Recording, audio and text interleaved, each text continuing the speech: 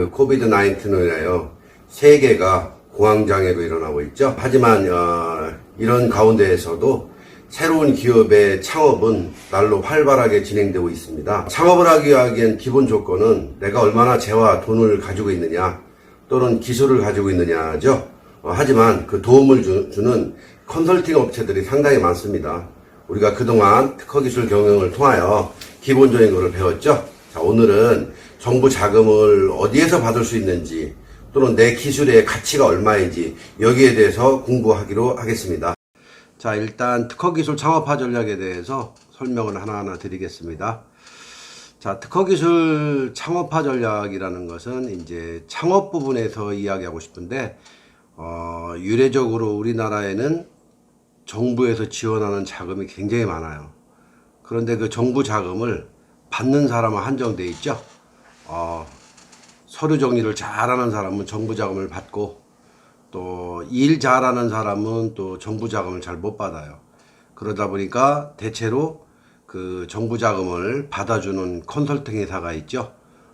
컨설팅 회사한테 그 특허 자금을 받아주는 조건으로 맡기더라도 일단은 여러분들이 안다면 아마 실수하는 일이 없을 거예요.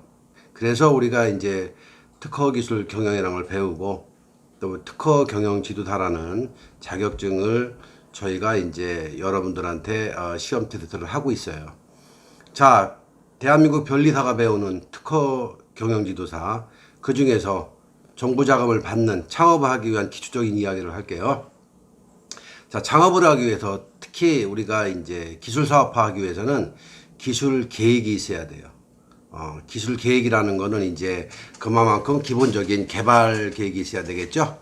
그런 다음에 또 유독 우리나라만큼 이 기술 인증을 받아야 이 물건을 만들고 또 사업화 시킬 수 있는 게 우리나라가 특히 많은 것 같아요. 자, 기본적으로 우리가 이제 TPM 이론이라고 배웠죠. 테크놀로지가 있고 또 프로덕트가 있고 또 그 마케팅이 있는데 오늘은 이제 창업의 기본적인 거니까 기술 기획과 개발. 자, 우리가 마케팅 계획이 아닙니다. 기술 계획입니다. 상품을 만들기 위한 기술 계획. 그 다음에 그 기술을 인증받는 방법. 그러면은 어느 정도 이제 기본이기가 나온 거죠. 자, 그런 상태에서 산업재산권이 있어야 되겠죠. 특허와 실용신안이 있어야 되겠고, 또는 이제 상표와 디자인이 있어야 되겠는데, 우선 특허기술 경영의 초대로 먼저 강의를 한번 들어가 볼게요. 자, 그런데 많은 사람들이 이제 정부 자금을 받아서 꿀꺽 생기고 많은 경우가 많아요. 컨설팅에서 많은 도움을 주고 있지만, 제가 그 우진 플라임이라는 대표이사를 만나봤더니 그분 말씀이 제가 왜 사업을 하느냐 이렇게 물어봤더니 가장 늦게 망하고 싶다. 끝까지 갈 때까지 가고 싶다. 이런 그 기업가 정신이 있습니다. 가장 사업에서 창업을 하기 위해서 중요한 부분이 이 생존 경쟁에서 살아남는 것은 강한 것도 아니고 똑똑한 것도 아니고 변화에 잘 적응하는 거라고 합니다.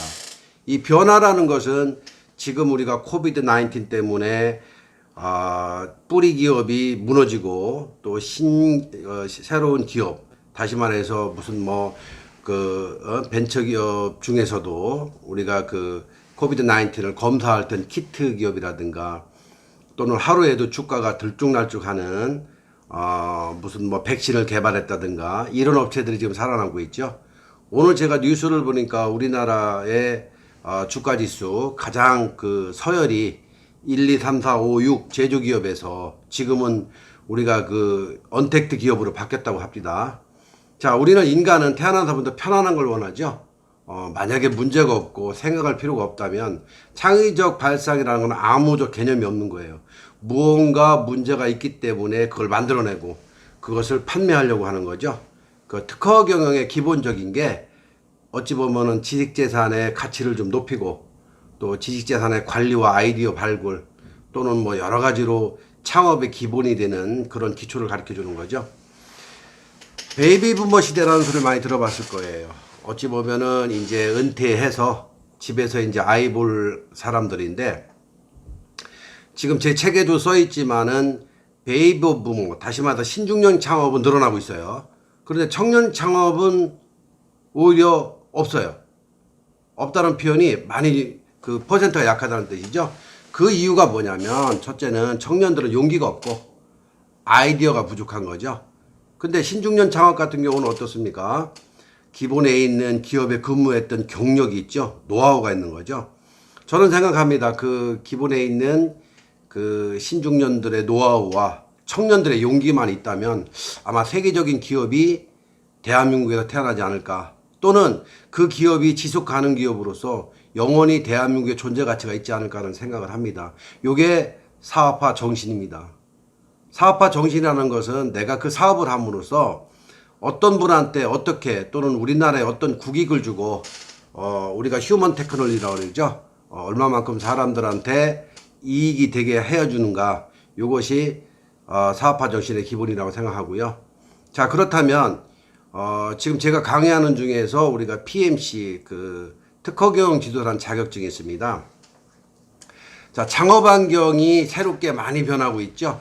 과거에는 이제 제조기업을 우선시했죠.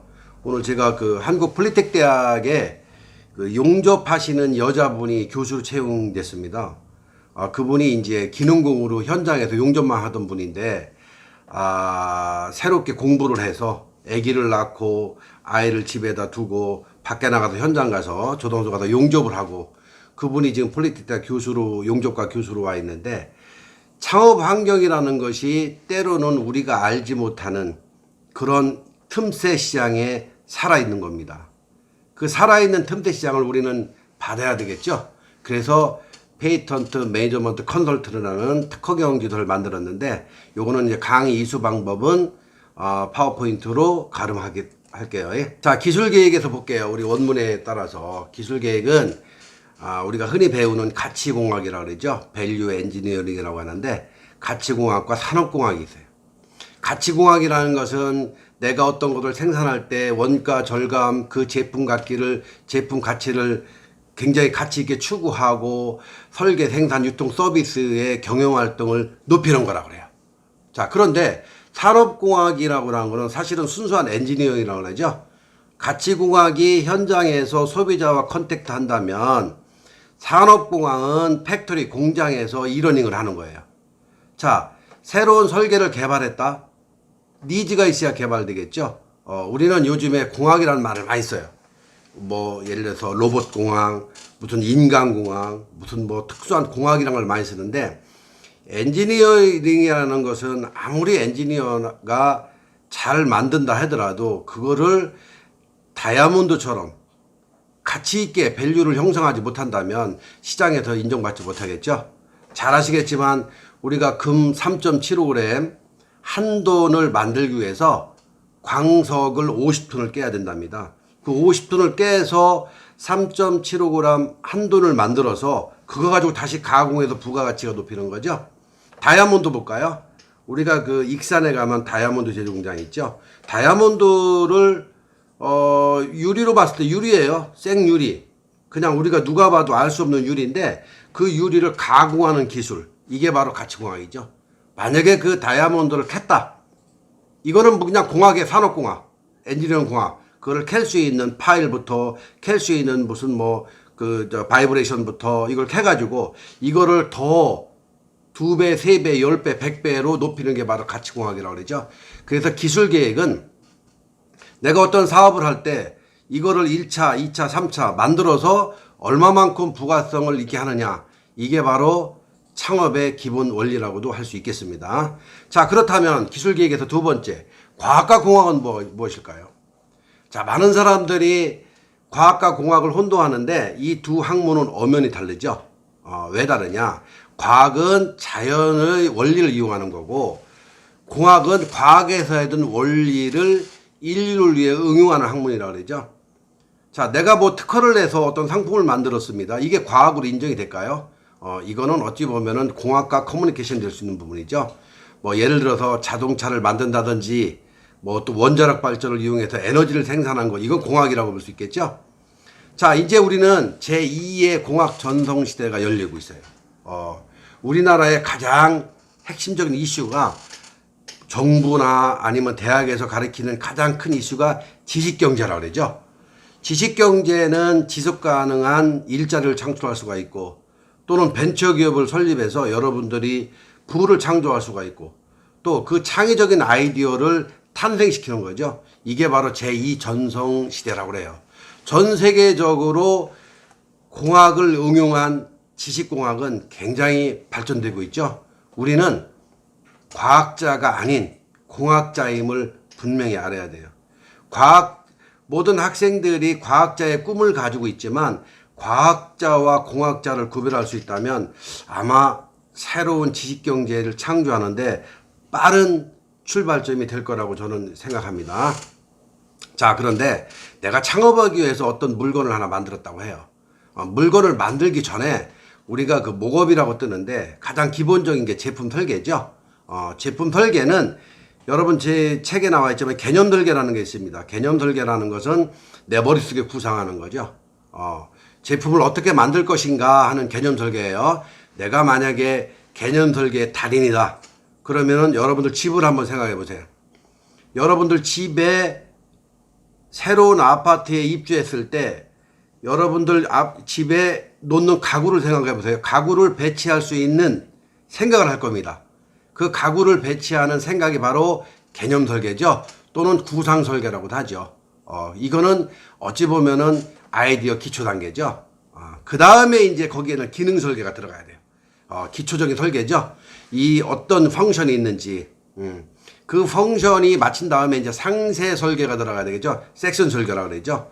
대부분 건설을 할 때 보면 스틸 스트럭처 같은 빌딩이 올라갈 때 하나로 다 올라가는 게 아니죠.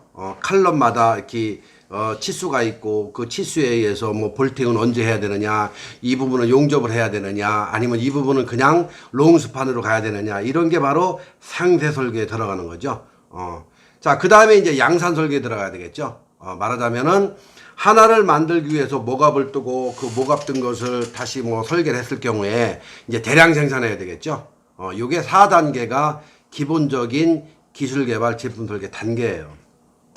그런데 이 설계가 왜 중요하냐면은 우리가 과거에 다품종 다량 생산할 때는 소비자 니즈가 원치 않는 상품을 막 생산했어요. 그래서 잘 팔리면 돈을 버는 거고 만약에 그 해 만약에 영업이 안 됐다 하면 망하는 거죠. 다시 말해서 소비자가 원치 않은 것을 많이 생산 안 했을 때 그 이듬해 다 팔리면 잘 팔리면 부자가 되는 것이고 안 팔리면 망하는 겁니다. 그래서 이런 걸 해소하기 위해서 우리가 각 단계별로 자 이제 다품종 소량 생산해요. 자, 소비자가 어떤 패턴을 원하는지 또 소비자가 어떤 집을 원하는지 요즘에는 집도 이동식 집이 있죠. 이거는 소비자가 원하기 때문에 만든 거예요. 자, 저희 나라는 자고로 과거부터 흙집이었어요. 그 흙집에서 뭐 패시드 집도 만들었죠. 스틸 스트럭처 집도 만들었죠. 또는 뭐 RC조 집도 만들었죠. 여러 가지로 만드는 거죠. 이게 바로 소비자가 원하는 니즈가 있기 때문에 만드는 거예요. 이게 바로 컨커런트 엔지니어링이라고 그래요. 자, 컨커런트 엔지니어링이라는 것은 동시 병행 설계라고 그러죠. 니즈가 있을 때 그걸 만들어서 개념 설계, 제품 설계, 부품 조달, 제품을 어떻게 팔 것이며 이 제품 개발의 전 사이클을 만든 거예요. 내가 집을 하나 만들어서 이동해서 현장에 갖다 놓는 거예요. 과거에 집을 지으려면 보통 2년, 3년 걸렸어요. 땅을 봐야죠. 콘크리트 파일 박아야죠. 자갈 잡석 깔아야죠. 또 철근 깔아야죠. 반생 이어야죠. 또 콘크리트 양생시키는데 일주일 걸리죠. 보통 2년 걸렸죠. 그런데 요즘 어때요? 내가 40평 집을 짓는데 15일 걸린다면 말이 되겠어요? 더 중요한 거는 지식경제 시대에는 3D로 집을 져요. 컴퓨터로 집을 짓는 거죠. 그 정도로 시대의 변화가 빠르기 때문에 창업을 할 때는 반드시 경영혁신 기법을 활용해야 돼요. 경영혁신 기법을 활용하지 못하고 무작정 대들면 망하는 거죠. 아주 작은 사업도 계획이 없이 했다는 안 된다는 거예요. 과거에는 운이 좋으면 사업에 성공한 거예요. 그걸 장사라고 그러죠. 장사는 내 돈 가지고 내가 장사하는 거예요. 내가 좌판을 만들기 위해서 내가 떡볶이 장사하는데 누가 돈을 빌려주겠습니까? 그럼 내 돈 가지고 쌀을 사고 밀가루를 사고 떡을 뽑아서 고추장 넣고 된장 넣고 만들어서 팔아서 수익이 나오는 게 다 될 거예요. 그런데 사업은 그게 아니죠. 무엇이든지 개념 설계, 기본 설계, 니즈, 소비자가 원하는 상품을 만들어야 그 사업은 성공할 수가 있겠죠. 반드시 주의해야 될 점입니다. 자, 그래서 이거를 분류별로 나눠볼게요. 맨 먼저 특허 경영 지도사로 봤을 때 아이디어를 창출할 수 능력이 있어야 돼요. 내가 아이디어를 창출할 때 능력이 없이 사업을 한다면 안 되겠죠. 그 다음에 제품을 선정해야 되겠죠. 제가 요즘에 새로운 아이디어를 개발하고 있는데, 다시 말해서 코로나 바이러스 시대에 내가 코로나 바이러스를 볼 수 있는 무슨 체온계라든가 아니면 현미경을 만들었다. 이거는 뭐 대박 나는 거죠. 어린아이 장난감이 있는데 그거를 내가 카메라를 찍어서 즉시 볼 수 있는 거예요. 그런데 거기에 코로나 바이러스 또는 새로운 바이러스 있을 경우에는 우리가 그걸 세척할 수가 있는 거죠. 그런데 안 나오면 안 하면 되는 거고요. 이게 바로 제품 선정이에요. 자, 제품 선정됐어요. 그 다음 어떻게 되겠어요? 아까 개념 설계 해야 된다고 그랬죠? 이게 시장에 팔릴 것이냐, 또는 뭐 세부 설계가 들어가야 되겠고, 여기에 들어가는 소재는 어떤 것이 있으며 이게 들어가야 되겠죠. 그 다음에 기능 설계, 펑션이 들어가야 되겠죠. 가능하면은 우리가 공학자로서 제품을 만들 때 금령이 많이 들어가는 거는 망하는 거예요. 이 금령도 우리가 한 벌 만드는데 무슨 몇 억짜리도 있고 또는 뭐 몇백만 원짜리도 있는데, 이 기능 설계 펑션이 많이 들어가는데 가능하면은 그 조립 상태가 플랫폼이 적어야지, 플랫폼이 많으면 안 된다는 거예요. 그래야 플랫폼이 적어야 생산 설계일 때 자동화 생산이 될 수 있는 거죠. 그렇지 않고 이거를 뭐 계속 뭐 조각식으로 블럭식으로 조각적으로 많이 나온다면 이건 문제가 있는 거죠. 가령 이런 경우에요. 자, 자동차 한 대를 만드는데 기본적으로 부속품이 한 7,000개에서 10,000개 들어간다고 그래요. 자, 그런데 7,000개에서 10,000개, 과거에는 20,000개의 부품이 어셈블리가 된 거예요. 저는 이렇게 이야기하고 싶어요. 우리나라의 자동차 생산 국가지만 자동차를 만드는 곳은 현대자동차가 아니다. 왜냐하면 그 부속품을 만드는 그 1차 벤더, 2차 벤더에서 부속품을 만들어 오면 그걸 현대자동차에 납품을 했을 경우에 현대자동차는 그걸 어셈블리, 조립만 하는 거죠. 하지만 조립하는데 0.1mm 또는 10mm 차이가 나면은 되겠어요?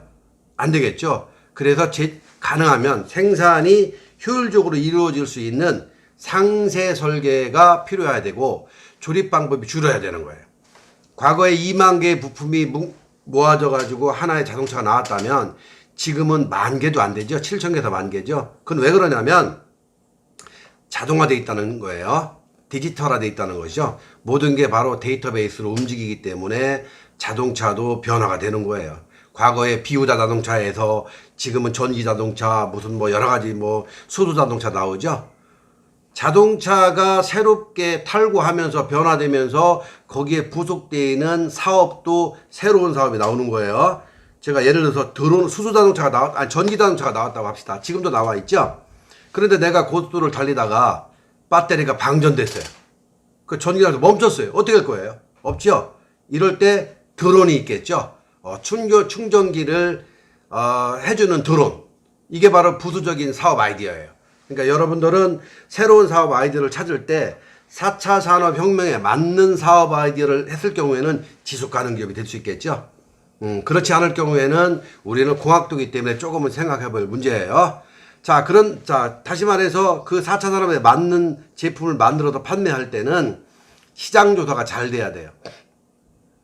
자, 시장조사가 잘 돼야 된다 하지만 어찌 보면은 그 구성원이 돼야 되겠죠. 제품을 만드는, 제품을 생산하는, 제품을 판매하는, 또는 소비자하고 인클루딩되는 구성원, 다시 말해서 연구 개발 인력도 좋아야 된다, 이 얘기예요. 이게 바로 제품 설계 절차에 해당되는 거죠. 자, 그렇다면 이제 기술 개발을 봅시다. 아까 제가 얘기한 대로 사업 아이디어 구상했어, 연구 개발 실현했어, 시작품 제작했어, 생산해, 마케팅 단계에 왔을 때 허걱해요. 왜냐하면 제가 이제 디자인 경영에서 얘기할 문제지만 우리가 이 콜라를 하나 생각해 봅시다. 내가 슈퍼에 가서 코카콜라를 마시고 싶어 갔는데 슈퍼에 코카콜라가 없을 경우에는 내가 찾는 게 무엇이겠어요? 가장 디자인이 먹음직스러운 걸 찾겠죠? 이게 바로 마케팅이에요.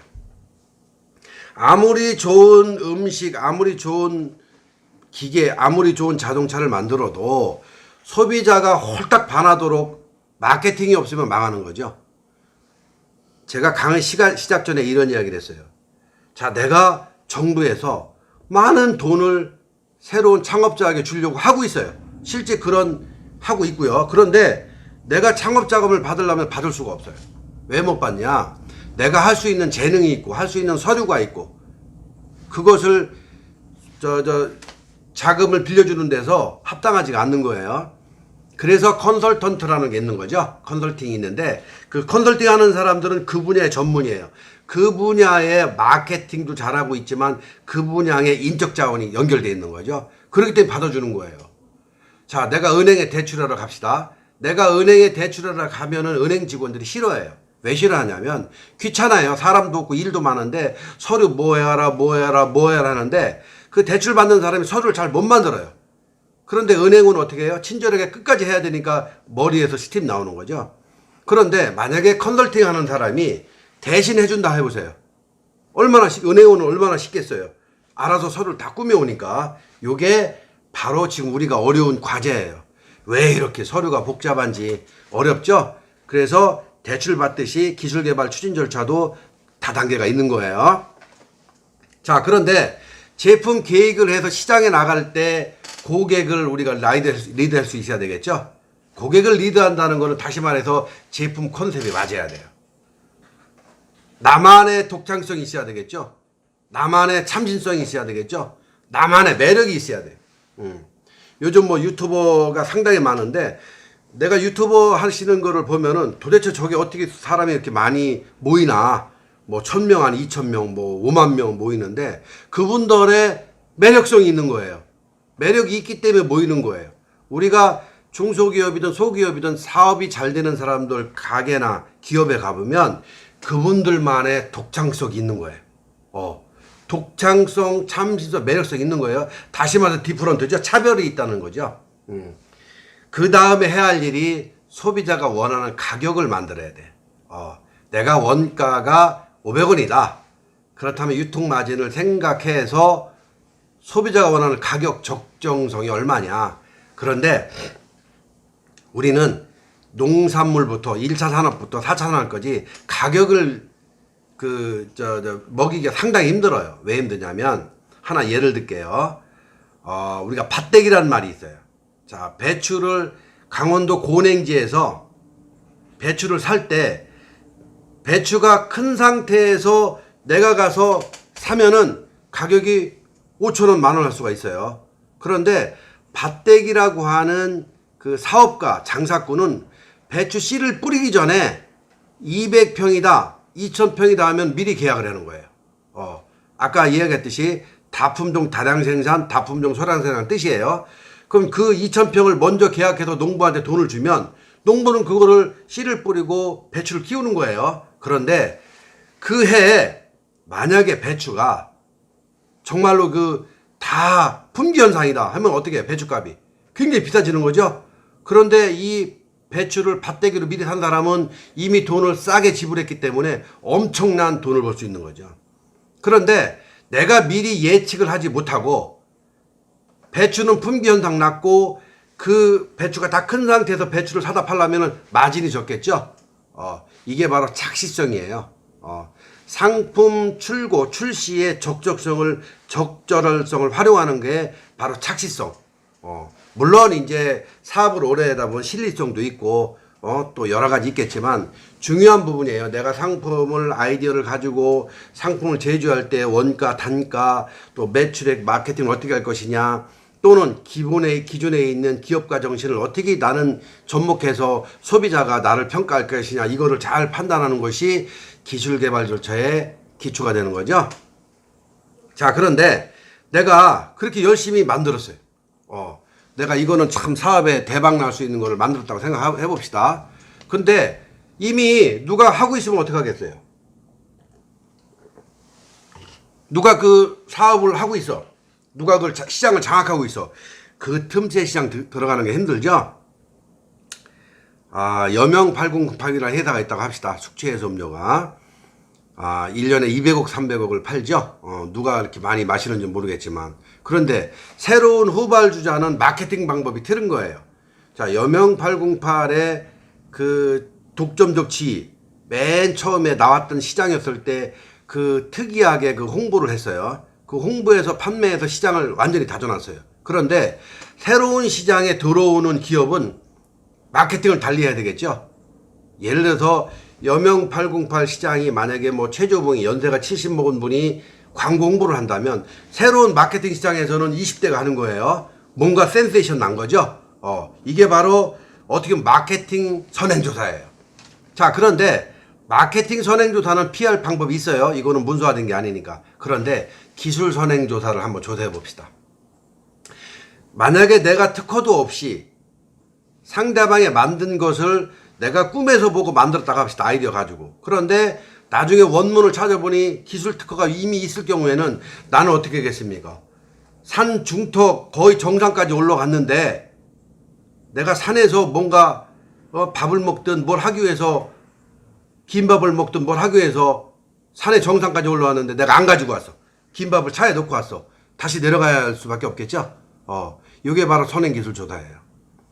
내가 어떤 사업을 하기 위해서 어떤 상품을 만들기 위해서 정상까지 가려고 했는데 원래 가보니까 뭐가 돼? 이미 다른 사람이 특허를 갖고 있거나 시장을 장악했을 때 그 허탈감 다시 돌아와야 되겠죠? 그래서 기술 선행조사는 반드시 해야 된다는 것을 제가 말씀드리고 싶고요. 자, 그런데 자 이제 마지막 서머리 하다 보면 자, 우리는 공학도라고 그랬어요. 공학도가 사업하는 방법을 지금 말씀드리는 거예요. 먼저 아이디어가 있어야 된다. 그 아이디어에 맞는 그 개념 설계가 있어야 된다. 개념 설계는 다시 상세 설계로 가서 다시 소비자가 원하는 상품 설계가 나와야 된다. 이러기 위해서는 반드시 선행조사를 마쳐야 된다가 이제 사업의 기본틀이 된 거예요. 창업을 하기 위해서 요 정도 기본을 모르고 창업을 한다면은 장사꾼이죠. 장사는 내가 내 돈 투자해서 망하는 것만 해요. 근데 사업은 내가 남의 돈을 가지고 또는 펀딩 해가지고 또는 뭐 크라우드 펀딩이든 뭐든 펀딩 해가지고 사업을 하기 때문에 내가 망하면 결국은 내 주위에 있는 사람이 다 망하는 거예요. 자, 여기까지 제품을 생산한 거로 했다고 합시다. 자, 이제 소비자가 원하는 인증을 받아야 돼. 대한민국 정부에서 돈 함부로 안 주죠. 정말 정부 돈 받기 힘들죠. 그런데 아까 말씀드렸어요. 컨설팅 하면 받을 수 있다고. 자, 모든 서류가 정부 자금 또는 정부 지원 자금, 창업 자금을 받기 위해서는 1차라는 게 있어요. 1차 심사.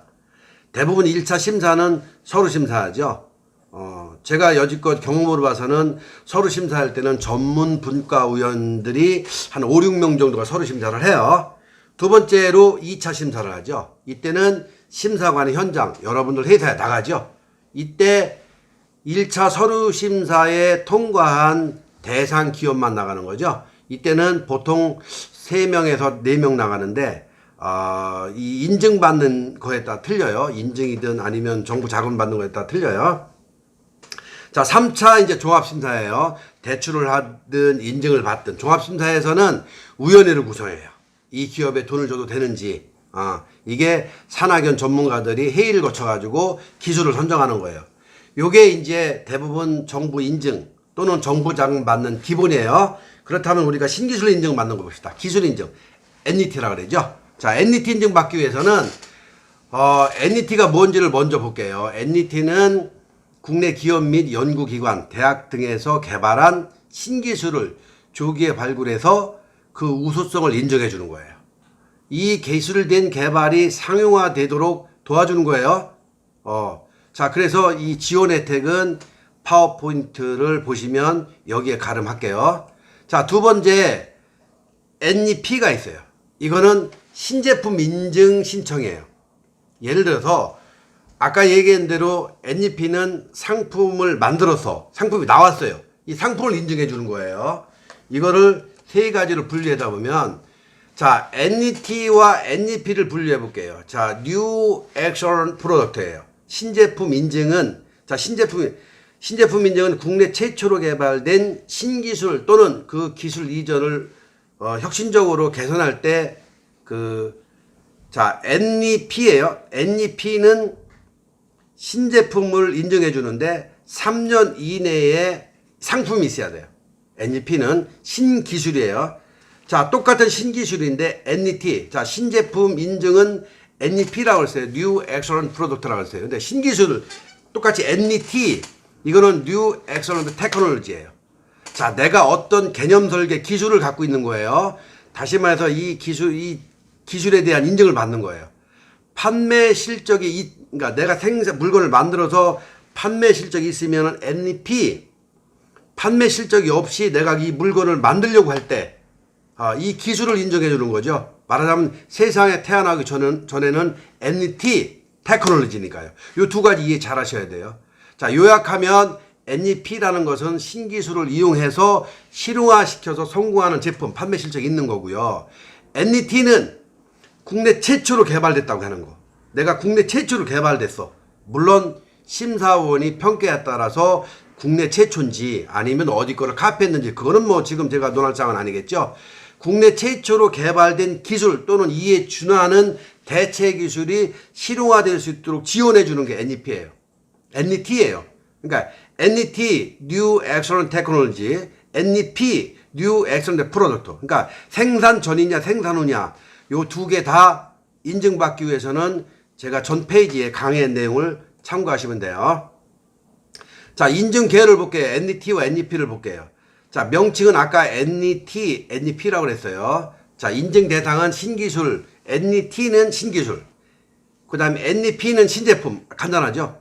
신기술이냐 신제품이냐.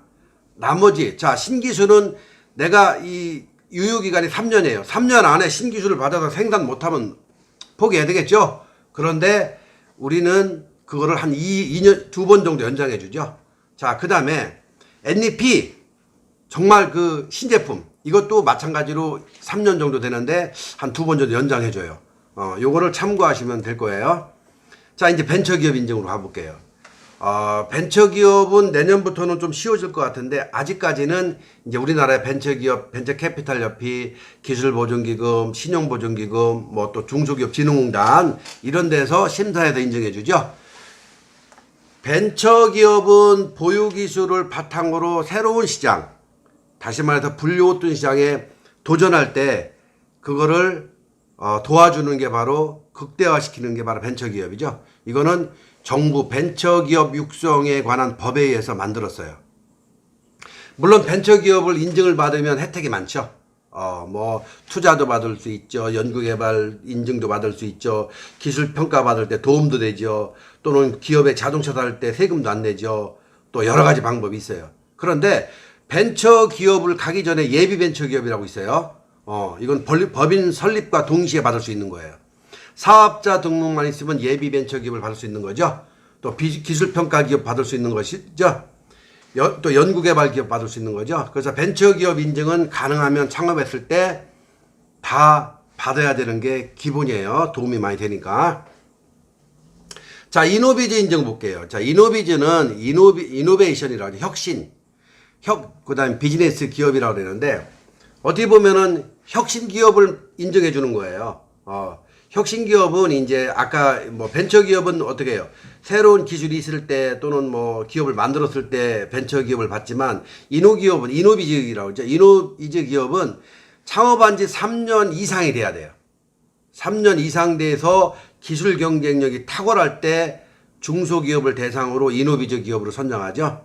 인증 절차는 벤처 기업보다 한 단계 높죠. 어떻게 보면 기술 혁신, 그 업종에서 그 업종의 기술 혁신 시스템이 잘 돼야 되겠고 또 거기에 대한 심사 평가는 다 틀리죠.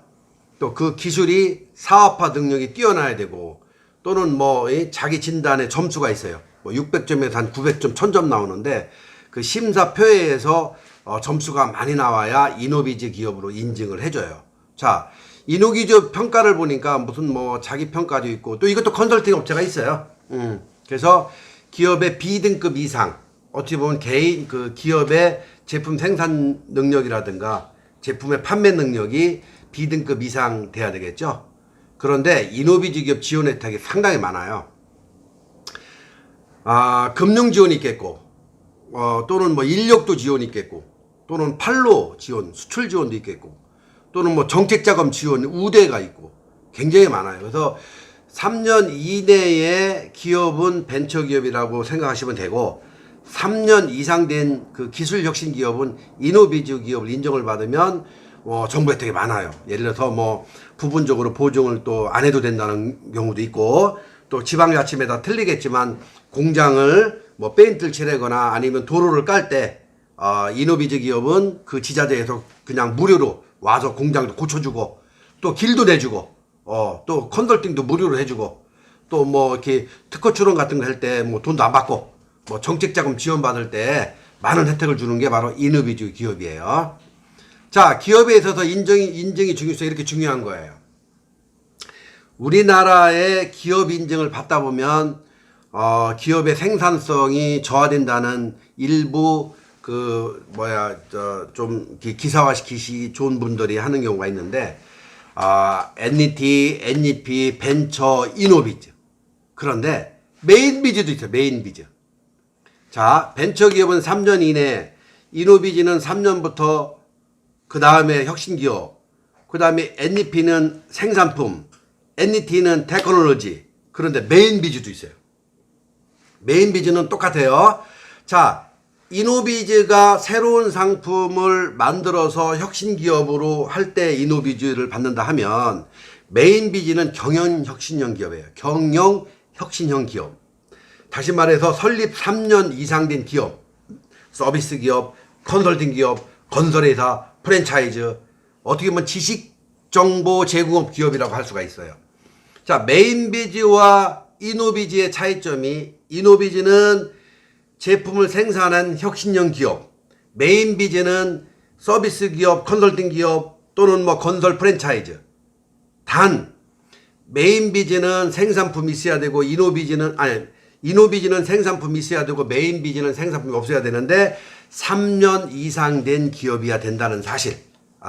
그래서 우리가 그 NEP, NET, 벤처, 이노, 메인 잘 알으셔야 돼요. 그런데 여기서 저희가 특허 경영 지도사랑을 만들었어요. 변리사도 할 수 없는 컨설팅을 하는 거예요.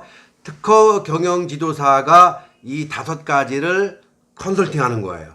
그래서 가능하면 새로 창업할 때는 특허 경영 지도사의 컨설팅을 받으면 좋다는 것을 제가 말씀드리는 거예요.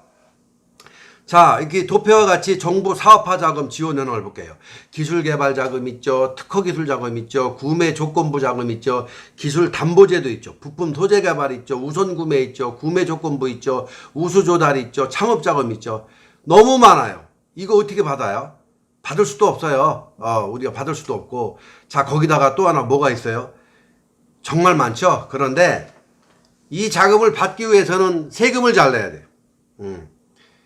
기술 개발, 대부분 창업하는 기업들이 기술 개발을 어느 정도 해놓고 막 쌈짓돈 다 끌어모아서 사업하다가 턱턱 망해져. 그래서 기업이 무너지는 거예요. 무너지면 지금 말씀하신 자금 단 10원도 못 받아요. 벤처기업, 이노비즈, 메인비즈 뭐 해도 다 할 수가 없어요. 그래서 정책 자금을 받기 위해서는 스텝 바이 스텝 내가 어느 정도 한정 있게 가야 된다. 그리고 반드시 혼자는 사업할 수가 없어요. 누군가가 도움을 받아야 되겠죠. 그래서 이것도 기술개발 사업화 자금에 대부분 그 대출 기간이 뭐 1년, 2년, 3년, 4년, 5년을 깃지만 기술개발 사업화 자금을 받는 것부터 생각하시면 안 되고, 내가 작지만 물건을 만들어서 팔면서 그 수익을 돌릴 수 있는 그런 생각을 많이 해야 사업에 성공할 수가 있어요. 단 정부에서 주는 자금은 운전자금 같은 경우는 뭐 5억 10억 주니까 그 자금이 활용할 수 있으면 좋겠죠. 자, 그런데 여러분 특허 기술 사업화 자금이라는 걸 아는지 모르겠네요. 자, 특허나 중소기업, 특허나 무슨 지식재산권 이런 것을 만약에 보유하고 있다. 그 우수 기술을 보유해서 그 제품을 생산하고 있다. 그러면 특허 기술 사업화 자금이라는 게 있어요. 내가 특허 활용도가 굉장히 많아요. 특허를 가지고 사업을 해서 제품을 만들어서 그 재화가 이루어졌을 때 특허를 담보로 돈을 빌려주는 국민은행이나 기업은행 있죠. 보증도 없어요. 자, 이것도 활용해 주시면 돼요. 또 그 다음에 대부분 창업 후에 7년 이내에 이 중소기업이나 이런 예비 창업자한테 자금을 지원을 많이 해줘요. 좀 아이러니한 거죠. 뭐 7년간 회사 경영하는데 정말 충실하게 했는데 8년째 새로운 기술을 개발하다 확 무너지는 경우가 있어요. 뭐 기술 보증기금 참고하시면 돼요. 특허권은 반드시 공학도라면 있어야 돼요. 기술 개발을 하는 기업은 반드시 특허권이 있어야 돼요. 물론 디자인, 상표 다 마찬가지로 하나로 보는 거예요. 그래서 이 특허권이 있을 경우에 기술 개발 자금 또는 우선 구매, 기술 담보, 투자 연계형 또 부품 소재 기술 개발 이런 걸 다 응용할 수가 있어요. 아주 작은 제품이라 할지라도 특허가 있을 경우에는 든든한 거죠. 다시 말해서 통장이 하나 있다고 생각하면 돼요. 내가 집을 월세를 살게 되면 계속 불안해요. 매달 뭐 왜 이렇게 월세가 빨리 나오죠? 그런데 전세를 살 경우에는 어때요? 그래도 조금 안심이 되지만 그거는 2년이든 3년이든 또 불안해요. 그런데 아주 작지만 내 집을 갖고 있다고 생각해 보세요. 내 집을 갖고 있을 때는 다리도 편하게 필 수가 있고 대문도 내가 발로 뻥 찰 수가 있죠. 이게 특허권이에요.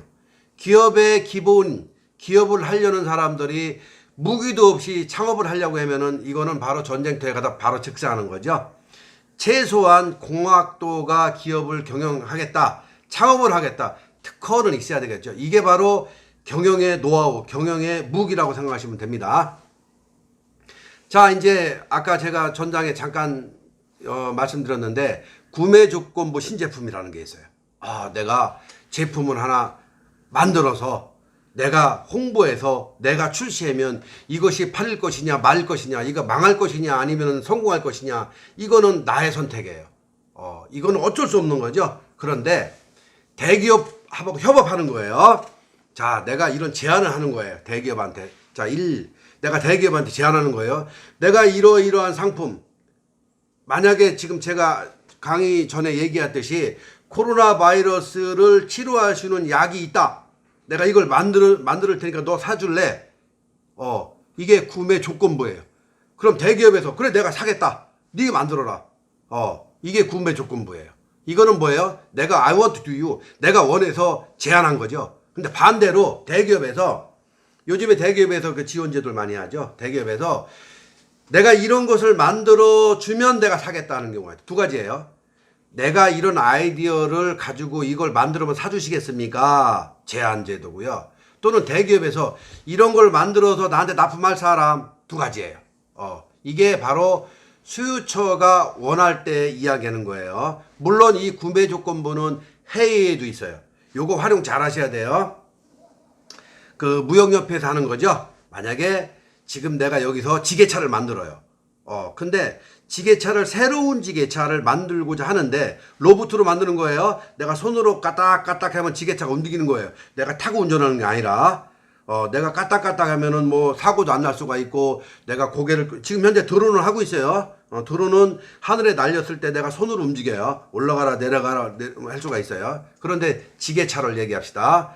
그런데 내가 이거를 만들었는데 도대체 한국에서는 팔 수가 없어요. 그런데 베트남 기업하고 나가 협업하는 거예요. 베트남 기업한테 제안하는 거예요. 내가 핸들링 운전할 수 있는 지게차를 만든 너 사줄래? 그 베트남 기업에서 사주겠다 하면은 그거를 우리가 무역협회한테 제안하는 거예요. 내가 베트남 기업에서 구매 조건부로 이걸 사준다고 했는데 내가 만들 돈이 없다. 나 돈 좀 주라. 이러면은 지원해 주는 게 바로 구매 조건부 신제품 개발이에요. 돈을 얼마를 지원해 주는 거는 컨설팅한테 물어보면 돼요. 그때 기업의 신용도에 따라 틀리겠죠. 물론 심사는 다 까다로워요. 심사 안 하고 돈 그냥 주는 거 있습니까? 없죠? 요거는 참고하시면 됩니다. 자, 그 다음에 이제 우수 조달 물품이에요. 자, 요거는 아까 제가 말씀드렸지만은 뭐 조달청 우수 제품, 각 지방 조달청, 또 뭐 품질 관리, 정부 조달 우수 제품 협회 여러 군데가 있죠. 이 조달청에다가 우수 조달품 등록하려면 조건이 또 있어요. 기본적으로 우수 발명품 인증도 받아야 되겠지만 중소벤처기업, 소기업도 좋아요. 생산한 제품이어야 돼요. 기술 인증 또는 품질 인증을 받은 제품이어야 돼요. 자, 기술 인증이라는 게 뭐예요? 아까 제가 얘기했죠. NEP, NET, 뭐 전략 신기술, 뭐 보건 신기술, 뭐 건설 신기술, 당연히 특허, 또 실용 질환도 해당이 돼요. 또 품질 인증, 뭐 성능, 뭐 GQ, 뭐 GK, GR, 환경 표시, 저희가 로아스 인증도 하는데 이것도 조만간 저희가 우수 조달 품목에 들어갈 수 있도록 노력할 거예요. K마크, 뭐 고유율 많이 있죠. 그런데 우수 조달 물품, 우수 발명품 등록은 소기업이나 중소기업만 된다. 대기업은 안 된다는 얘기예요. 지정 분야는 전 부분이에요. 뭐 전자, 전기, 정보, 건설, 환경, 화학, 뭐 기계장치, 사무기계, 과학기계 다 되죠. 그래서 우수 조달 물품 지정 제도도 잘 활용하시는 것이 기업의 성공의 지름길이라고 생각합니다. 우수 발명품이라는 부분도 있어요. 우수 발명품 이것도 참고하셔야 돼요. 자, 그런데 창업을 하기 위해서 얼마나 많은 창업 지원 제도가 있겠습니까? 저희 나라, 저는 뭐 다른 나라는 잘 모르겠는데 우리나라만큼 창업 지원 제도가 잘 돼 있는 나라는 없는 것 같아요. 그런데 또 한 번 말씀드리지만 이거 돈을 받을 수 있는 것도 힘들어요. 자, 여기 지금 도표 나와 있는데요. 자, 제가 하나하나 설명을 드리면 창업진흥원에서 지원 사업이 지역 주도형 청년 일자리 사업, 무슨 뭐 선도대학 육성 사업, K 글로벌 엑셀레이팅 육성 사업, K 글로벌 스타트업 사업, 스포츠 산업 엑셀레이터, 뭐 콘텐츠 산업, 관광 벤처, 그다음에 스포츠 벤처, 무슨 뭐 민관 협력 ICT 지원 사업, 연구 개발 특성 사업, 창업 성장 기술 개업 사업, 스포츠 창업 촉진 사업, 농식품 기술 평가 사업, 농식품 기반 연구 지원 사업, 바이오 헬스 지원 사업, 뭐 농업 실용화 지원 사업, 농식품 벤처 창업 지원 사업, 뭐 임업진흥원 사업, 지역 클러스터 지원 사업, 사회적 기업 육성 사업, 뭐 해양수산 투자 사업, 청년 성공 팩토리 지원 사업, 예비 창업 패키지, 조기 창업 패키지, 뭐 해양 지원 사업. 아이고 힘들어. 이렇게 많아요. 이 많은 지원 사업을 창업진흥원은 하는데 이것도 받기 힘들죠. 단 이 많은 지원 사업을 받으려고 쫓아다니지 말고 요거는 전문가한테 맡기시고 우리 공학도가 창업하기 위해서는 특허 하나만 있으면 돼요. 특허 하나만 있으면 모든 것이 일사천리로 통해요. 특허를 가지고 그 무기를 가지고 전쟁터에 나간다면 성공할 수 있다는 뜻이에요. 이게 인터넷 강의를 하다 보니까 제가 이 파워포인트라든가 이런 거를 잘 보여줄 수가 없고 또 실물을 보여줄 수가 없어서 매우 안타까워요. 코비드 19이 빨리 끝나야 되는데 제가 생각해서는 한 학기 동안 이렇게 어쩔 수 없이 사이버 강의를 할 수밖에 없는 현실인데 모두가 다 우수한 국립대학교 학생이니까 다 이해할 줄 믿고요. 혹시 개별적으로 이해 못하는 이 강의를 듣는 우리 석사, 박사 또는 우리 기업인 또는 우리 그 멤버 여러분들 저한테 개인적으로 메일을 주면 제가 성실히 답변해 드리고 정부 자금도 지원받는 방법까지 다 가르쳐 드릴 테니까 너무 염려하지 마시고 이 사업에 대한 기초적인 것만 이해하시면 됩니다. 또 하나 있죠. 또 자금 지원 받는 게 우리가 은행에 돈을 빌리러 가면 정말 이렇게 좀 쑥스럽고 힘들어요. 왜 힘드냐면 괜히 내가 범죄자 같고 내가 좀 가난해 보이고 처참해 보이죠. 그래서 만든 게 바로 산업은행 대출 지원이에요. 산업은행에서 온랜딩 대출 지원 사업이라는 게 있죠. 제가 말도 잘 안 되는데 온랜딩 지원 사업이에요. 단 중소기업, 중견기업. 요거는 중간에 끼는 중견 그 컨트롤 타워가 있어요. 산업은행에서 돈은 지원해 주지만 여기에 대한 심사 심의는 다방면으로 틀려요. 모든 조건을 갖추고 있는 기업이라면 산업은행에서 뭐 공장 설립 자금 또는 뭐 제품 생산 자금 지금 그 파워포인트에 나와 있죠. 요거는 한참 제가 파워포인트를 놔둘 테니까 읽어보세요. 굉장히 많은 자금 지원이 있어요. 물론 이거는 이자가 있죠. 이자가 금리가 싸요. 2% 3% 물론 또는 오바 금리가 있어요. 모든 게 다 인쿠딩에 오바 금리 있는 것도 정부에서 내가 자격이 되면 그 금리를 깎아주는 거죠. 하지만 금리를 가지고 따지고 사업하면 안 되죠. 사업가는 소탐대실. 큰 것을 원하기 위해서는 작은 것을 버려야 돼요. 금리 따지고 공장 짓겠어요? 금리 따지고 제품 만들겠어요? 그게 아니죠. 그래서 제가 항상 강의 중에 또는 많은 분들한테 말씀드리는 게 한 가지 있어요. 대한민국에서 중소기업 사업을 한다는 것은 코끼리 웃기는 것보다 힘들다. 이런 얘기를 해요. 여러분 혹시 코끼리 웃는 거 봤어요? 아, 코끼리 웃지 않죠? 코끼리가 또 가장 무서워하는 핵심 무기가 있어요. 코끼리는 몽둥이도 안 무서워해요. 그런데 코끼리가 가장 무서워하는 게 바늘이에요. 그게 0.0001%라고 합시다. 그래서 기업 경영할 때 그런 틈새 시장도 중요시 여겨야 돼요.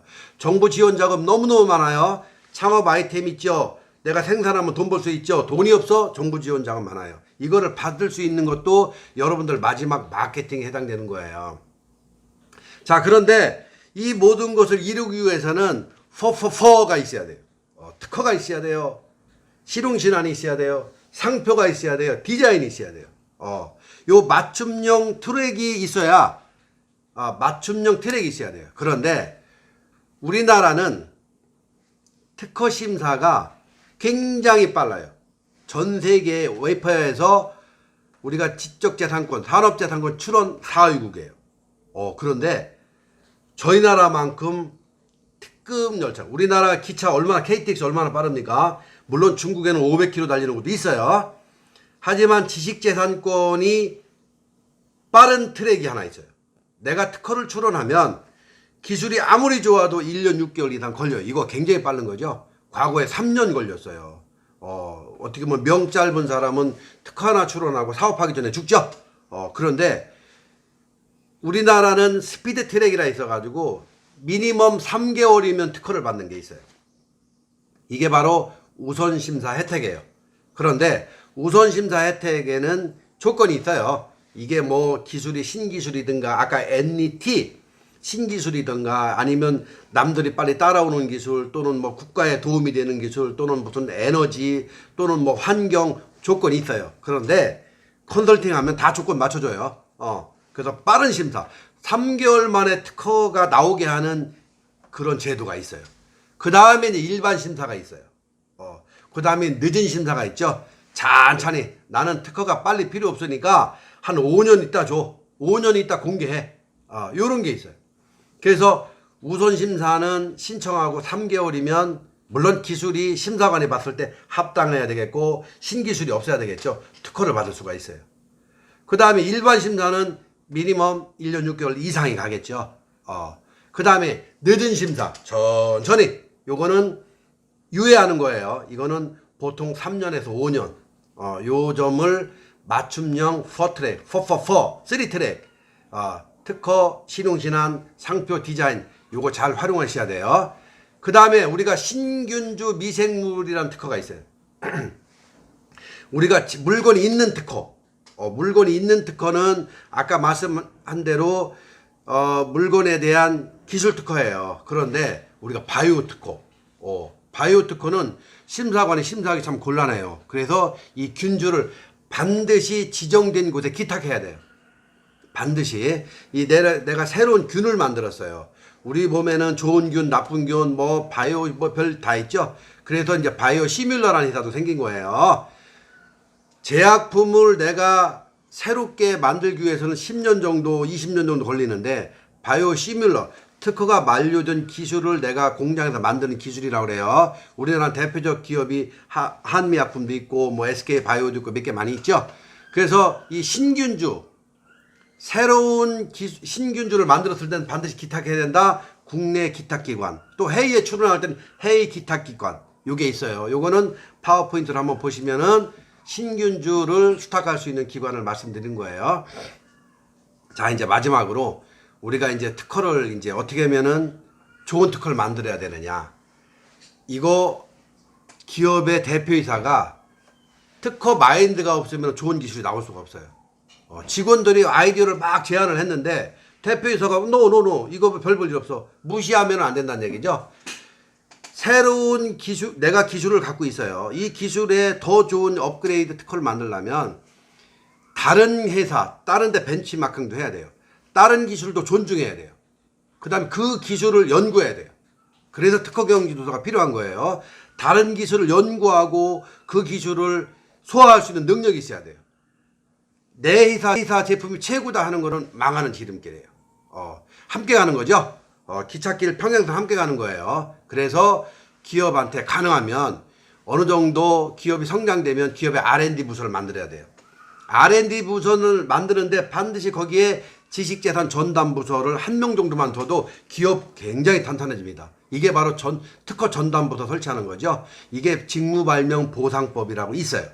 직무발명보상법에 의해서 특허 전담부서를 만들었을 경우에 벌써 기업의 아이디어가 좋게 나올 수가 있겠죠. 그 다음에 특허가 많이 갖고 있으니까 보호특허가 되겠죠. 또 지식경영 인증을 받을 수가 있겠죠. 우수발명 조달 등록이 될 수 있겠죠. 특허 마음대로 조정할 수 있겠죠. 이건 변리사가 할 수 있는 게 아니에요. 이런 모든 거를 적절하게 제고하고 이거를 지원해 줄 수 있는 CEO의 마인드가 있어야 돼요. 요 인재 양성에 중요한 특허 마인드. 우리가 뭐 물건 팔고 무슨 홍보하는 것도 좋아요. 다 이루어야 돼요. 하지만 기술을 보호, 관리, 감독 또는 정보 커뮤니케이션 또 컨설팅을 할 수 있는 그런 인력을 지원해 줄 수 있는 기업이 바로 돼야 강한 특허가 나올 수 있다는 것을 믿으셔야 돼요. 그래서 여러분들은 이 특허를 하나 정도 갖고 있어야 제품을 만들고 그걸 홍보하고 판매하고 이루어질 수 있는 과정이에요. 그래서 정부 자금, 정부에서 지원할 수 있는 아까 창업진흥원 설명했고 기타야 굉장히 많기 때문에 그 부분 하나하나를 컨설팅을 받든가 또는 여러분들이 그걸 활용할 수 있는 능력을 키우면 충분히 창업 성공할 수 있는 거예요. 제가 오늘 이 시간 강의한 것은 기술 창업 부분이에요. 우리는 공학도기 때문에 아까 과학자 공학도 틀리다고 그랬어요. 공학도가 창업할 때는 내가 갖고 있는 기술을 그 니즈가 원할 때 만드는 거예요. 제가 아까 한국 폴리텍 대학에서 용접하시는 여자분이 교수가 됐다고 그랬어요. 그분은 충분히 폴리텍 대학에서 원했던 거예요. 니즈. 많은 학생들한테 귀감이 되기 위해서 여자를 교수로 채용한 거예요. 여자를 교수로 채용한 용접하는 여자분을 교수님으로 채용한 거예요. 얼마나 훌륭합니까? 우리는 할 수 있는 거예요. 지금 코비드 19이 이렇게 상황되고 있지만 이 와중에 엄청난 그 바이오의 개발을 해서 성공하는 기업도 있어요. 허다못해 진단키트 하나 매출액 3억짜리 기업이 지금 주식 가치가 1,000억 한다면 믿으시겠습니까? 이게 바로 우리가 원하는 기회, 능력을 갈구하는 겁니다. 여러분 반드시 창업할 때는 준비와 개념 설계가 필요하다는 것을 믿으시고 오늘 여기까지 강의를